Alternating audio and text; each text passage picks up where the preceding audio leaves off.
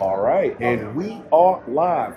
I am Lord Podcast, lordsofgaming.net. I am Lord Cognito, and it was this fine gentleman in the realm of Summer Games Fest today.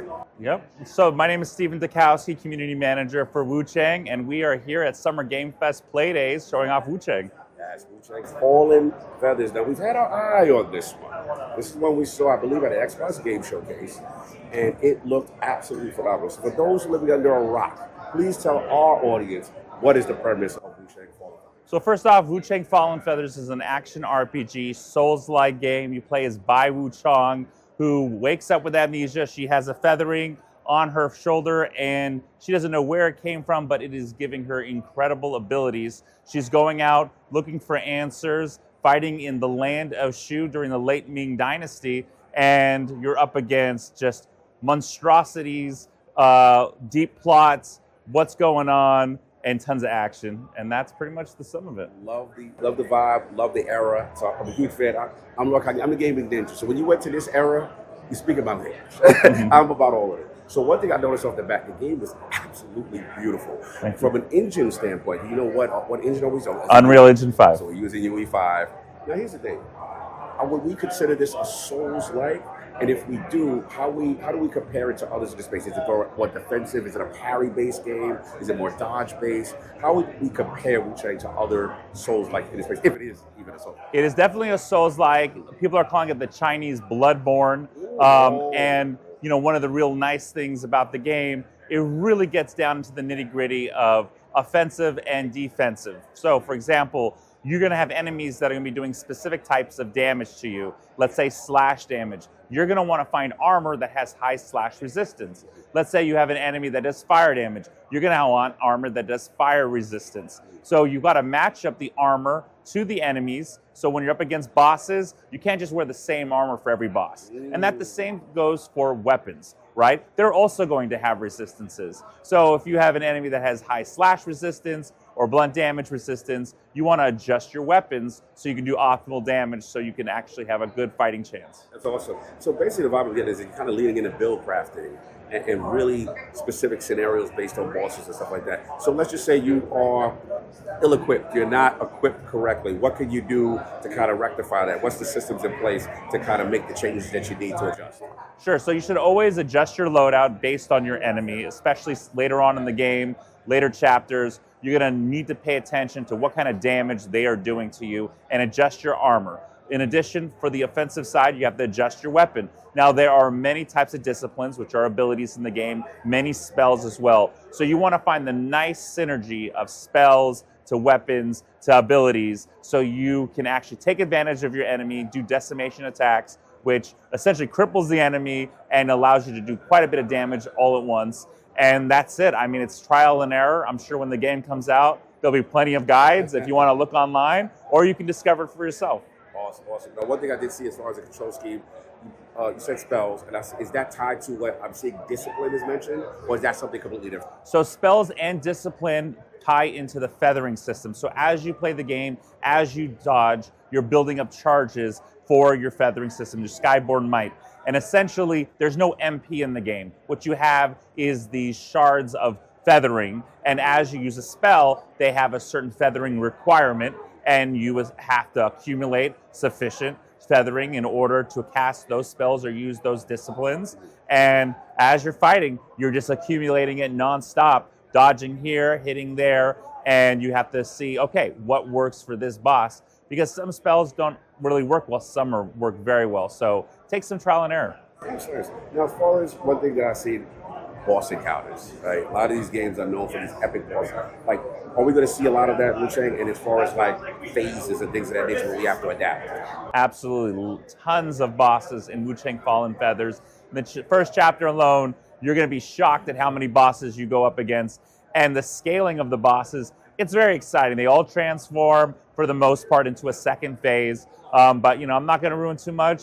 Some take it even further than that, and you're going to have to prepare yourself because some of them are tough. And today at Summer Game Fest Play Days, we've been showing off a few of the bosses that you'll encounter in the first chapter, and only 3 individuals were able to defeat the final boss of the first chapter, and It wasn't easy. So not a lot of pressure for Lord Attic there. Not a lot of pressure for him. Only 3 people have done it, but it's cool.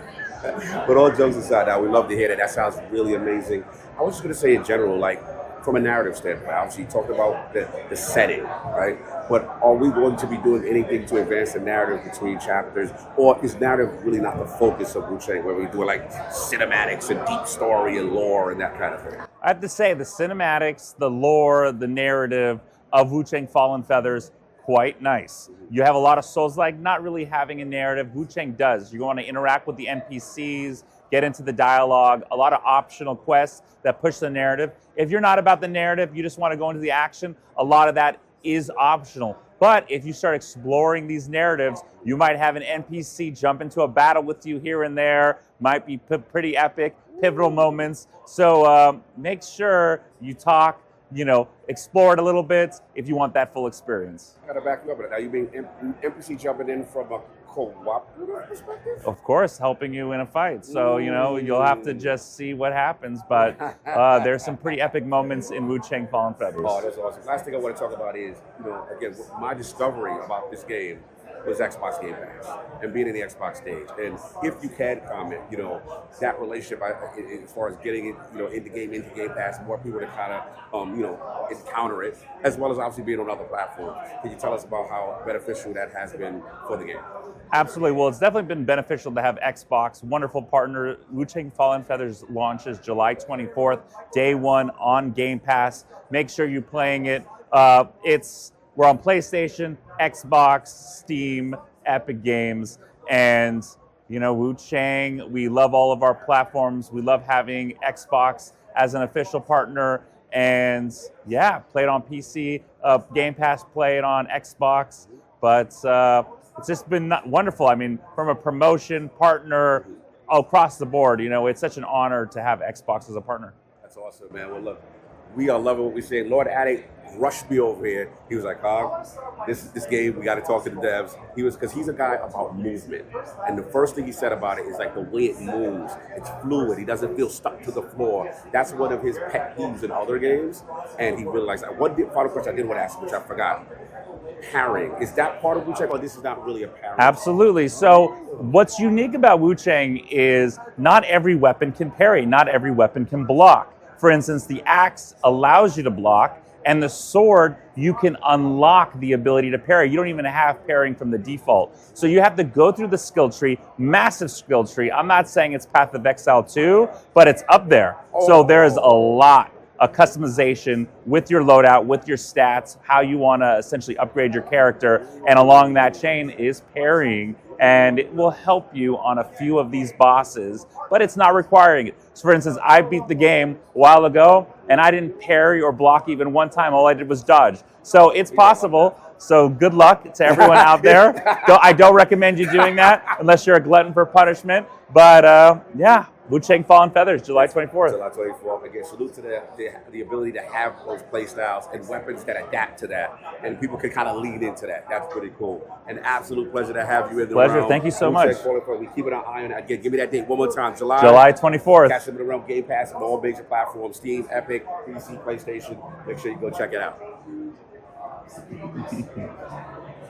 And we are live. Iron Lord Podcast, lordsofgaming.net. I am Lord Cognito. I'm here with Lord Attic, Summer Game Fest vibes, and little Wuchang Fallen Feathers. Shout out to 505 Games. Shout out to, again, Summer Game Fest. We got a chance to go behind the scenes. Actually, this man got a chance to go behind the scenes and one of the hottest new Souls games out there. So let's get right to it, Attic. How are we feeling about Wuchang Fallen Feathers? I feel like this game's going to get something similar to that Wulong got. Is it going to get the exact same? Mm-hmm. I don't know, because once you pull something like Wulong off once, and there was a lot of variables that went to make Wulong what it was. But what I will say is this felt fluid. The combat system felt thought of. The bosses felt unique. And because essentially how they made it is you fought a bunch of bosses. You did there was no hand holding. Now obviously if they came over, they probably would have answered stuff. It kind of had a Bloodborne title screen. I want to stop you. I did ask him what the vibe of what you're going for. the developer, the community manager, in terms of in the soul space. And he specifically said that. He said, we are going for the Bloodborne feel. Yeah. So you could have 3 pendants on. You could have 2 weapons. I did find a parry system, but you had to upgrade it for the sword. That wasn't just sitting there. But it did look like with the regular axe, you could do it without any of that. So I thought that was very interesting. I played with a spear later on too, but those are the only weapons I played with. I want to also give you some darts there, and on that specific comment you said in reference to parrying. Again, we'll probably give you the developer interview either before or after this. It'll be or before one-on-one. this. Right, so we'll give you this before. But what he did say was that I thought was really cool is that certain weapons, like the sword, give you the ability to parry, where others had some other properties and stuff like that. Some weapons you can block, some you can't. Some weapons you can parry. So you basically, the way he described it is like you can lean into a play style if you just want to dodge around. He said, I don't like parry. He said, I like dodging around. There's a build for that. Yeah, and based see, on the I weapons. like they give you options because there are like Liza P, Bloodborne to some degrees, Sekiro, Shadows Dies Twice. They pretty much demand you to parry. Yeah. But this game, it did feel like you could parry. Now, guarding and parrying is going to make your time a little easier if you learn how to do them, but it's not necessary. Yeah. Now, another thing I noticed while watching you play is the glow up. It's beautiful. Is a beautiful. I mean, even the way the character model, the hair moves, like Homegirl got it going on. The theme that me and King noticed is, we're going to call this Channel 5, which is that essence of, Kung Fu feel, that era. And I forgot which era they're going for dynasty-wise at that time. I think it was the 1400s. Yeah, I believe so. But, this is essence stuff. This is the true martial art feel, the vibe, the look, the swag. And I thought the main character really shined. The animations were good. And then one thing I noticed from you right off the bat, how does it feel? You like, oh, It felt very well. It felt good. It felt responsive, right? I felt like when I'm getting clapped, it's because I didn't dodge correctly, not because the game is led to me getting hit. Fair enough. And now the dodges were smooth as well? Yeah. So it only had a dodge feature. There wasn't like a roll feature that I saw. There's no jump button. Really? So you can't run and jump and act someone that I saw. But I will say is she can get in fast and get out fast. But they did program the enemies to know that too. So if you get in, you hit her, a lot of them, they have a follow-up where they'll hit and then spin around because they know you're going to be on them. So, they gave you, what I like is they gave you options in terms of how you want to fight. But the AI knows that there's other options for them too. Now, during your PlayStation, did you see any cinematics or cutscenes? I skipped them all. Fair enough. That's the Lord Attic way, but they existed. Well, here's the thing. Most people, when they go into something like this, they look great. Right. But ain't nobody going to want me to ruin that. So fair enough. So in my mindset, the majority of the people looking at this, you want to know about the gameplay. You don't care about that story. You go find out when you play the game. Yeah, fair enough. So as far as you're a guy that likes boss encounters. Great bosses. Talk to me. So I fought a dude that had a staff that midway through the fight, he caught it on fire. I fought a general that had a sword. Got washed by him.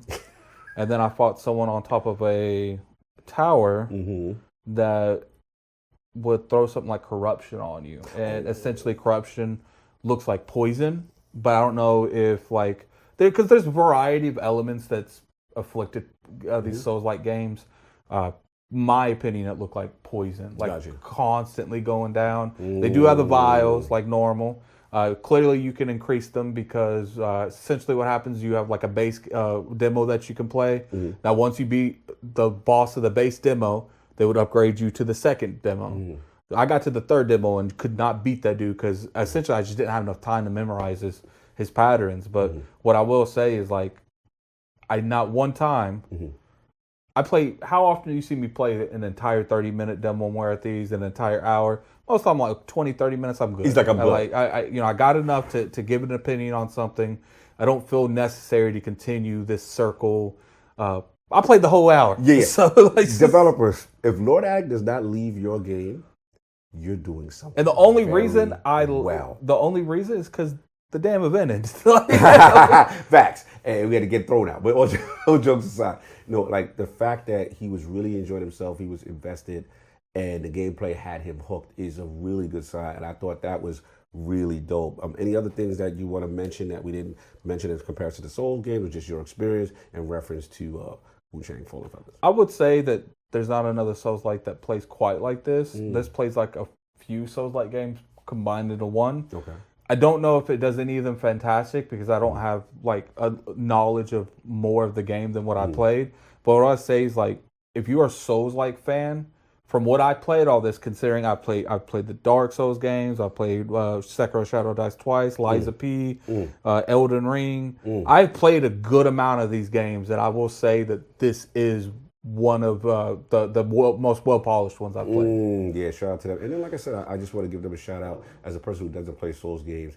This game is a stunning looking game. It is beautiful to watch you play. And I will say, again, as a person who loves martial arts and loves that feel, love that era, they're really nailing aesthetics and nailing spirituality and kung fu stuff that really looks cool. So I thought it was dope. And then again, this is going to be a Game Pass game, right? Game Pass game. This is kind of amazing. And it's coming out relatively soon. It's like July something, I think. Yeah, July soon. So that's what we got maybe here. July. I don't Maybe know. July. I So can't shout out remember. to 505. Shout out to Xbox. Again, Wuchang Fallen Feathers. Peace. Peace.